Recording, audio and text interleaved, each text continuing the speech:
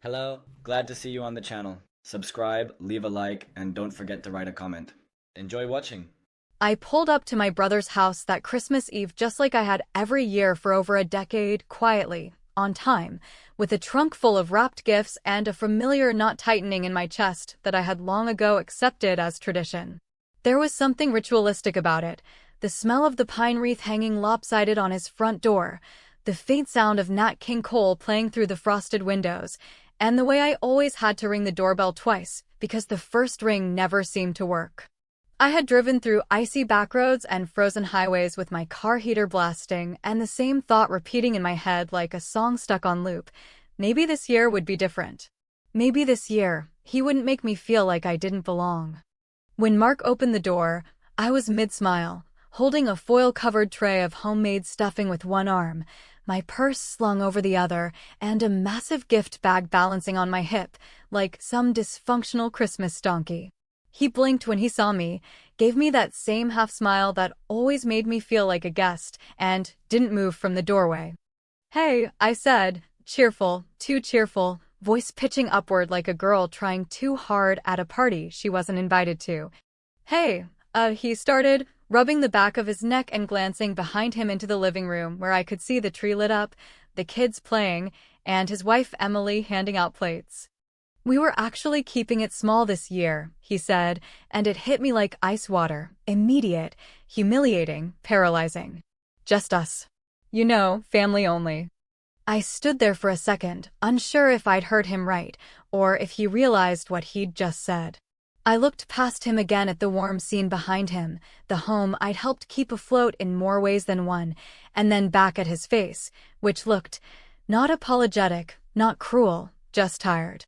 Or bored. Maybe both. "I am family," I said, not even really meaning to say it out loud. He exhaled through his nose like he was annoyed, like I had made it awkward. "Yeah, but I mean, come on, Dana. You know what I mean. It's just been a rough year and honestly, you're kind of a lot. Sometimes. We just need something a little calmer this year. Something normal." And, just like that, it was done. He didn't yell. He didn't insult me outright. He just said it the way a person cancels a dentist appointment. Quick. Final. Inconvenient. I nodded slowly, not trusting my mouth to move without betraying what I was feeling. My arms were starting to ache under the weight of the tray and the gifts, and I was suddenly aware of how cold the air was behind me. "Okay," I said, quietly. "Then louder, sure. No problem." I turned and walked back to the car, the wind biting at my cheeks, trying to keep my pace steady even though everything inside me was screaming to throw the tray into the snow and smash the gifts into the pavement.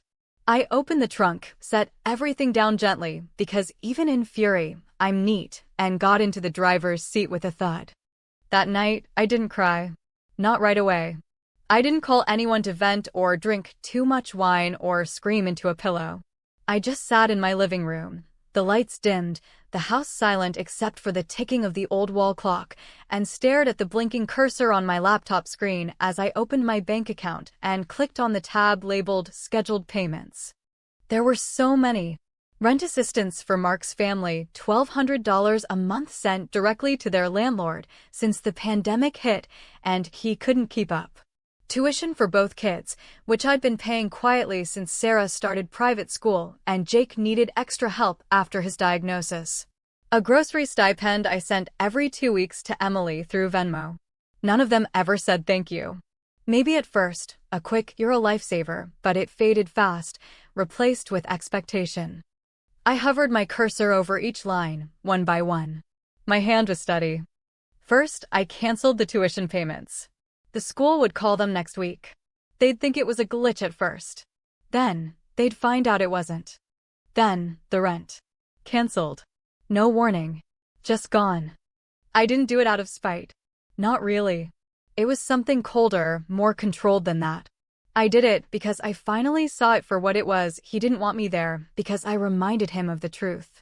That his golden boy image only survived because I held it up for him behind the curtain, hidden, quiet, thankless. He told me I was too much of a failure to spend the holiday with them. That's what he meant, no matter how he phrased it. That word sat in my chest like lead. Failure. The funny thing is, I make $120,000 a year. I own my condo. No debt. But I don't have a family. No husband. No kids. And that, in his eyes, made me a failure. He thought because I didn't wear my value on my sleeve, no big house, no Christmas card photos, no smiling kids, I was less than him. But here's the thing he never understood. The quiet ones, the ones you think are weak, they're the ones who hold the power. Because we remember. Every comment. Every dismissal. Every goddamn time you rolled your eyes at us like we were a burden. I sat back in my chair, closed the laptop, and let the silence wrap around me like a second skin. Somewhere down the street, someone set off a firework early. A green burst lit up the night sky and faded just as quickly. I raised my glass of wine and whispered into the stillness, "Merry Christmas, asshole."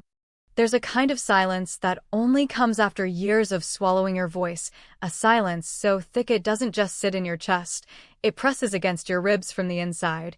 And in those hours after I pulled the financial rug from under my brother's life, I didn't feel angry or triumphant or even scared. I felt nothing at all, like I'd finally slipped beneath the surface of a pool I'd been treading water in for decades and was just now learning how to float. What most people never saw, and what Mark surely never cared to consider, was that I wasn't some bitter, lonely spinster throwing a tantrum at Christmas. I was the damn scaffolding that held up his perfect little world.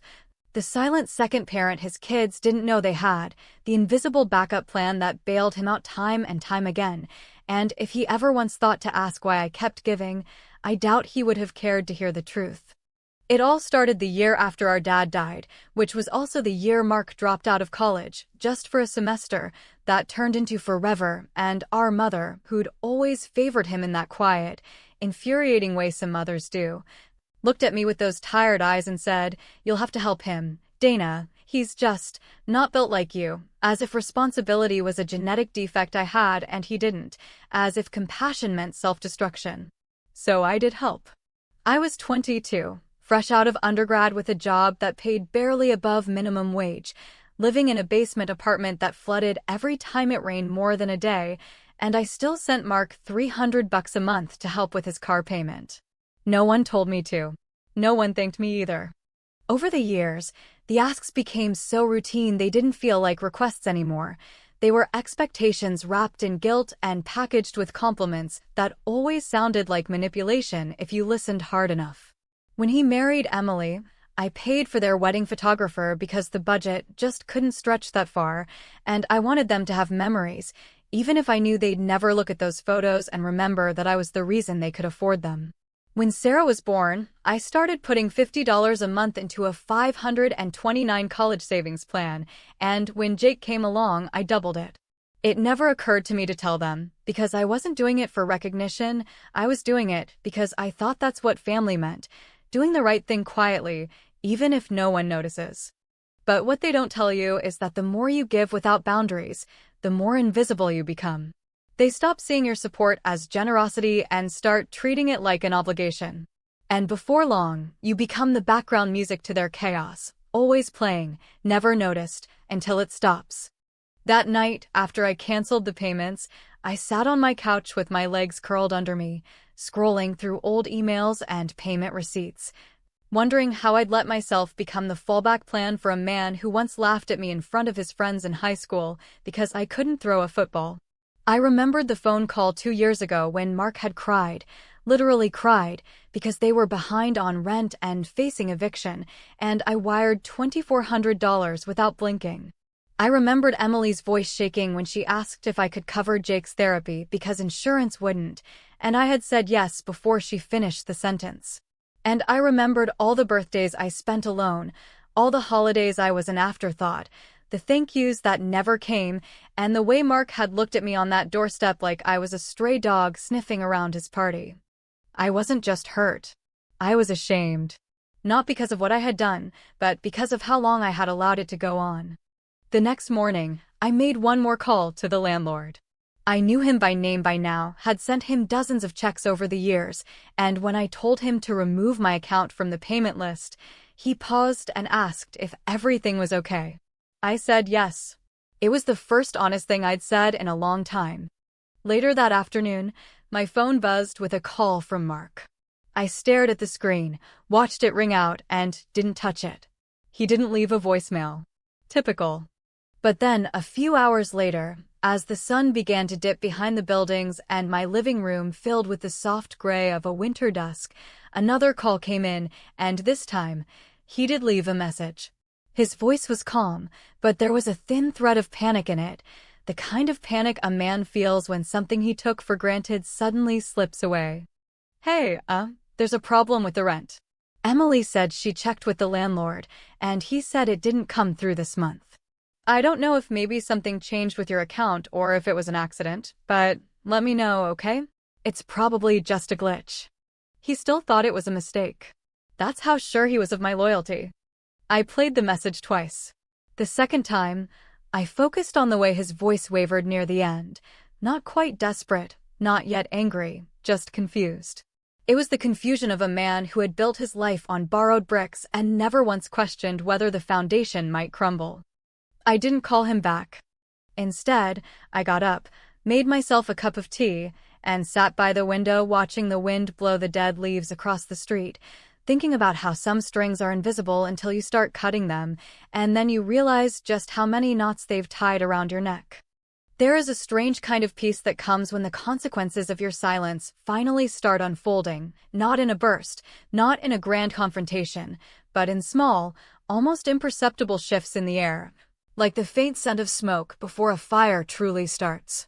When I stopped funding my brother's life, I expected a storm, maybe yelling, accusations, some profanity-laced voicemail telling me I was ungrateful or vindictive or selfish, but instead, the fallout began like frost creeping across a windowpane, quiet, slow, and impossible to ignore once you finally noticed it. What I hadn't anticipated was how fast the mask would slip once the support dried up, how quickly Emily would reach out, not in anger, not even in confusion at first, but with the cautious tone of someone who suddenly realized they've been living in a house built on sand. It started with an email, short, awkward, filled with polite phrasing that only made the desperation underneath more visible. Hi Dana, I hope you're well. We noticed Sarah's tuition didn't go through this month. I wasn't sure if something changed with the payment plan, or if maybe there was a bank issue. Let me know when you get a chance. Thank you again for everything you've done. We're so grateful. That word, grateful, hit me like a brick wrapped in silk. It was the first time in over 3 years she had acknowledged the money. Not the support. Not the emotional weight. Just the financial act. A sterile thank you wrapped in the fear of what losing it would mean. I didn't respond to the email. I waited.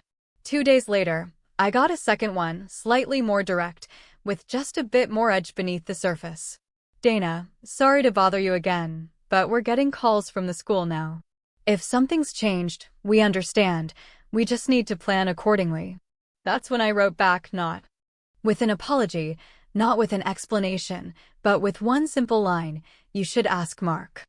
I imagine the moment Emily read that, how her fingers might have hovered over the keyboard, how she might have turned to Mark and asked him if something had happened, how his face probably went tight, and his voice too casual as he shrugged and said, I don't know. She's probably just being dramatic. Because that's what he always said. That I was sensitive. That I overreacted. That I couldn't take a joke. That I didn't understand what family meant. But now, finally, someone else was seeing the cracks I'd been living with for years, and the beauty of it was I didn't have to lift a finger. The next day, Emily called me. I let it ring. Then she texted. Just one line, I didn't know. I'm sorry.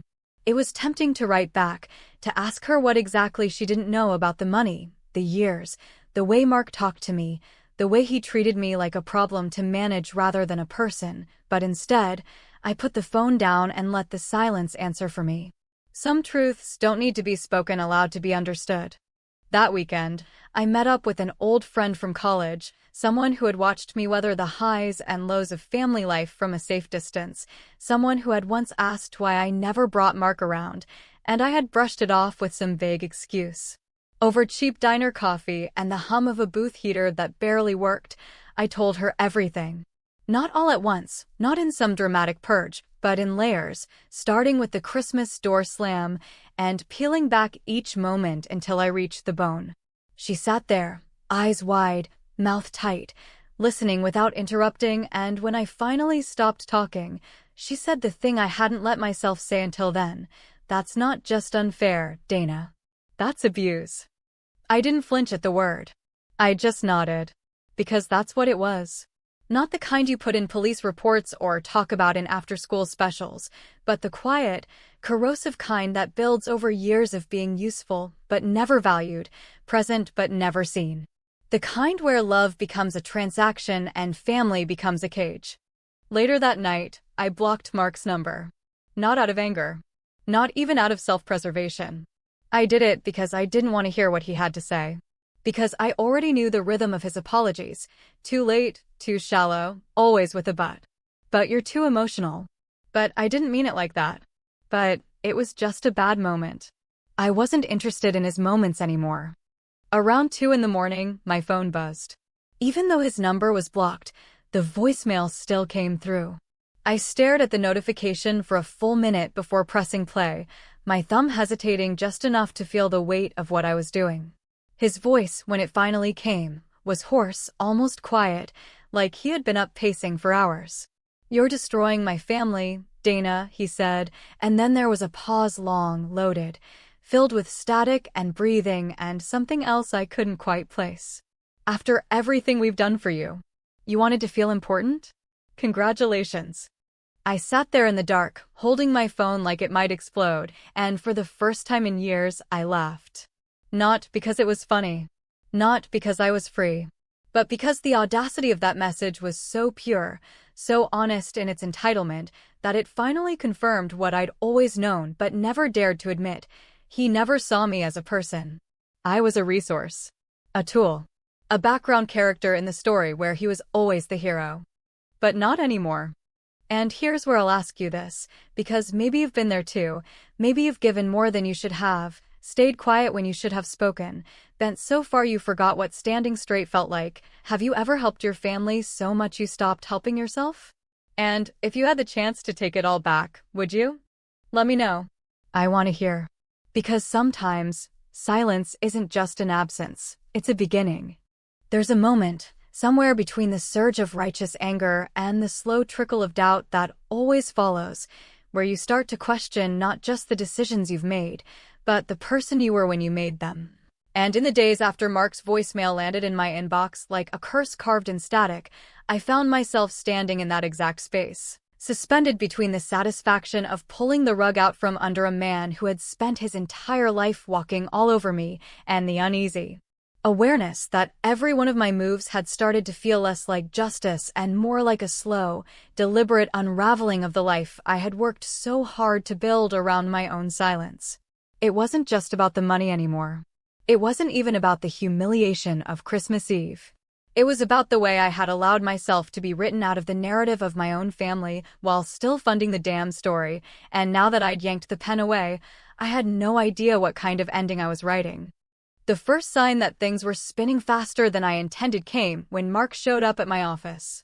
It was a Tuesday morning, cold and gray, the kind of day where even the city felt tired of pretending it had energy, and I had just stepped into the elevator with a coffee in one hand and my phone in the other when I saw him, standing by the reception desk with that look on his face, that perfect combination of indignation and pleading that only people who think they've been wronged without understanding why can ever truly master. He didn't see me at first, or maybe he did and didn't expect me to just stand there, frozen between floors, watching him speak to the receptionist with a mix of charm and insistence that made my skin crawl. I didn't say a word. I let the doors close. Walked straight back to my car. Sat there for 20 minutes with my hands clenched in my lap before calling security and giving them one very clear instruction. If he comes back, he doesn't get in. After that, the messages changed. He stopped pretending to be confused and started getting angry. The voicemails became colder, more calculated. "You're ruining everything," he said in one. "I don't know what the hell is going on with you," he hissed in another.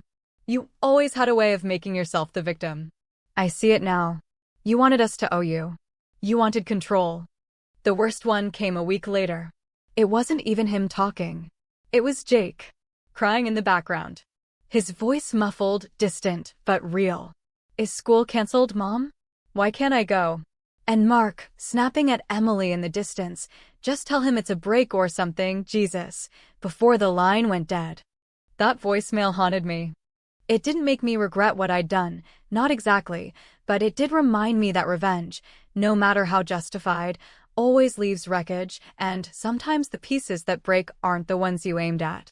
That night, I sat at my desk with a blank email open for hours, fingers hovering over the keyboard, typing and deleting the same sentence over and over again until I finally settled on the only compromise I could live with. I would resume paying for Sarah's tuition, but only Sarah's. Directly to the school. No middlemen. No messages. No explanations. The school administrator, a woman named Janet who had always been kind in a professionally distant way, replied the next day. "Payment has been received. Thank you for the clarification." Just like that, one small part of the machine turned back on, and somewhere across the city, Sarah's life continued without disruption. I didn't hear from Emily again, though I imagined she knew. Whether she told Mark, I couldn't say, and I didn't want to know. Some boundaries aren't built with words. They're built with the absence of them. I brought it up in therapy the next week, sitting stiffly across from a woman who had spent the past year trying to teach me that boundaries were not punishments, but lifelines, and that withholding access wasn't cruelty, it was clarity. I told her about the email. The choice. The guilt. I asked her if that made me vengeful or responsible. She said, "It makes you human." I didn't believe her. Not really. But I nodded anyway because that's what I do, perform agreement in exchange for peace. By then, the voicemails had slowed, though not stopped. Each one came later in the night, as if he knew my defenses were lower after midnight. They took on a new tone, less fury, more fatigue. "You win," one said. "I hope you're happy." Another one, shorter, harder to listen to, just said, "You wanted to be important, Dana? Well, congratulations. You finally are." I never played them more than once. I saved them anyway. That weekend, I drove by their house. Not to confront him. Not to spy. I told myself I was just passing through, but we both know that's a lie. The Christmas lights were still up, though half of them had burned out. The front yard looked unkempt. Emily's car was gone. Maybe with the kids. Maybe just gone. I didn't stop the car. Didn't linger. But in the rearview mirror, I watched that house get smaller and smaller, and for the first time in a long time, I realized that I didn't feel like a ghost outside of it. I felt like someone who had finally walked away from a fire without needing to turn around and watch it burn. And yet, as much as I wanted to believe that was the end of it, I knew better. The thing about undoing something, whether it's a habit, a relationship, or a lifetime of quiet service, is that it never comes apart cleanly. There are always threads left hanging, waiting to pull at the hem of your resolve when you least expect it. Especially in the middle of the night. Especially when the phone rings again. There's something disturbingly serene about silence when it stretches on too long, when the initial absence of noise, once a welcome relief from chaos and guilt, begins to settle into your bones like a kind of numbness. A stillness so heavy it stops being peaceful and starts to feel like a warning, and in the weeks following the final voicemail from my brother, I began to understand that the real consequence of pulling away wasn't the drama I had feared or the retribution I had half expected. It was the eerie vacuum of no longer being needed, of no longer being acknowledged, of no longer being a player in the dysfunctional stage play I had funded and supported for so many years, and that absence, that abrupt nothingness, began to press against the walls of my routine like a slow, creeping fog. The voicemails stopped. The calls from the school didn't come. Emily didn't reach out again, and neither did Sarah, though I knew the tuition payments were being received like clockwork. I checked the account regularly, not out of hesitation, but out of some compulsive need to confirm that, at the very least. My line of support to the one person in that house who hadn't yet weaponized my kindness remained intact. Work became the distraction I buried myself in, and with terrifying predictability, I did well, so well, in fact, that I was offered a promotion in early February, one that came with more money, a bigger office, and a quiet acknowledgement from my colleagues that I was finally stepping into my potential, as if all the years of sacrifice and subservience hadn't been a deliberate form of control placed neatly upon my shoulders by the very people who claimed to love me. But success tastes different when there's no one left to share it with. And that was the thing that clawed at the edges of my mind every morning as I sipped my coffee in an immaculate kitchen that echoed too much, or when I returned home to a condo that had no one waiting behind the door. No mess, no laughter, no reminders that I was a person worth coming home to. I had spent so long tying my identity to usefulness, measured not by my own joy but by how efficiently I could patch the holes in other people's lives, that once I finally cut the ropes, I found myself floating, unanchored and unsure if I was free or simply lost. I didn't speak to Mark again. I didn't unblock his number. But I listened to those voicemails, every single one of them, on a rainy Thursday night when sleep felt like a foreign language and my hands couldn't stop trembling. I played them back to back, letting the full weight of his words wash over me, not because I missed him, not because I wanted to hear an apology that never came, but because I needed to understand the shape of the grief I was carrying. A grief that wasn't about him or even what he'd taken from me, but about the years I had willingly given away, believing that if I gave enough, someone would finally choose me simply for existing.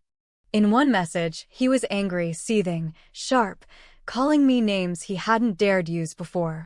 In another, he was pathetic, whining, blaming the economy, the stress, Emily's anxiety, the kids' needs, everything but his own decisions. But the one that stuck with me, the one that settled in my chest like wet cement, was the shortest one of all, a simple, exhausted murmur of, "You win," followed by the soft click of a call ending. And I remember thinking, as the line went dead for the final time, that it had never been a game, not to me. I never wanted to win. I only wanted to matter. Some nights, I wondered what the kids thought. If Sarah ever asked why the money had stopped, then started again. If Jake still asked about school, or if he had forgotten the disruption entirely. I wondered if Emily ever looked at Mark the same way again, if she saw the holes in the story now that the scaffolding I had built had been ripped away. I never got answers. I never sought them. But I wrote a letter, 3 pages, handwritten, no return address, meant for Sarah, folded neatly and sealed in an envelope I never mailed. In it, I wrote things I couldn't say aloud, truths too complicated for a teenager to fully grasp, but important enough to write down. That sometimes, love isn't enough to save a family, that silence isn't always kindness. And that being the person who fixes everything doesn't make you noble, it makes you invisible. Eventually, I stopped waiting for the next call. I stopped checking the school portal. I stopped standing outside my own life wondering when someone would finally notice I had stepped away.